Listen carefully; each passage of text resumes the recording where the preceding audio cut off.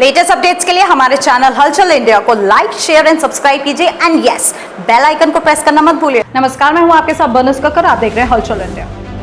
विश्व स्वास्थ्य संगठन के महानिदेशक टेड्रोस अधनॉम घेब्रेयेसस ने विश्व में तेजी से फैल रहे जानलेवा डेल्टा वेरिएंट को लेकर एक बार फिर से चेतावनी दी है। उन्होंने कहा है कि ये वेरिएंट एक बार फिर से पूरी दुनिया में विनाशकारी साबित हो सकता है। कोरोना महामारी की शुरुआत से लेकर अब तक वायरस में कई बार बदलाव दर्ज किए गए हैं, लेकिन इनमें से कुछ बदलावों के बाद सामने आने वाले कुछ वेरिएंट का प्रकोप पूरी दुनिया में देखा गया है। जिस वेरिएंट की बात विश्व स्वास्थ्य संगठन ने की है, उसका पहला मामला भारत में अक्टूबर 2020 में सामने आया था।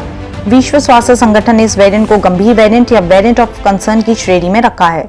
संगठन का कहना है कि इस वेरिएंट के संक्रमण की रफ्तार काफी तेज है और ये पहले सामने आए वेरिएंट की तुलना में कहीं अधिक घातक है।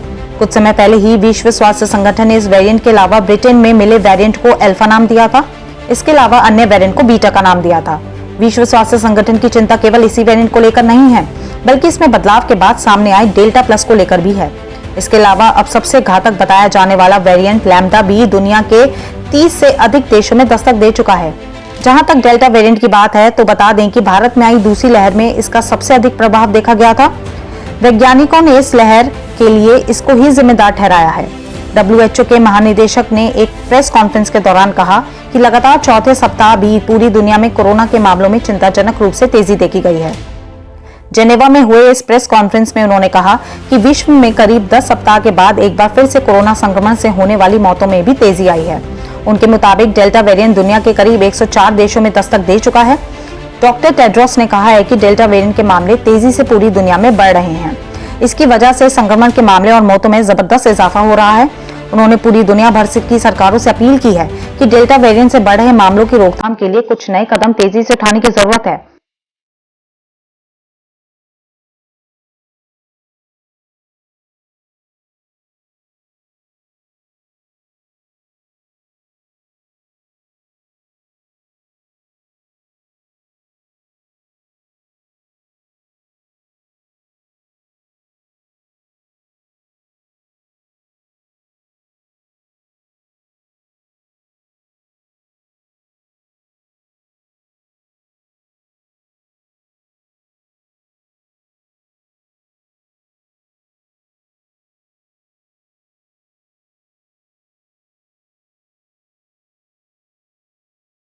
आपको बता दें कि इसके बढ़ते मामलों को देखते हुए फ्रांस ने नए प्रतिबंध लगाए गए हैं। ब्रिटेन में इसकी वजह से प्रतिबंधों में दी जाने वाली ढील को 19 जुलाई तक के लिए बढ़ा दिया गया है। हालांकि WHO महासचिव ने इन सभी देशों को आगाह किया है कि प्रतिबंधों में ढिलाई देने से नुकसान हो सकता है।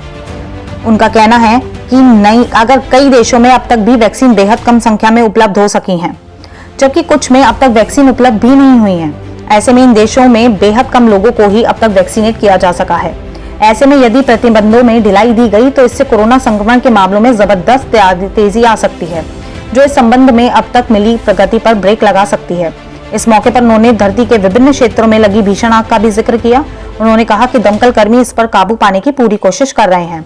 उन्होंने एक बार फिर से अमीर देशों से वैक्सीन को दान देने की अपील की है। उन्होंने कहा कि ऐसे देश यदि ये नहीं करेंगे तो मामले बढ़ सकते हैं।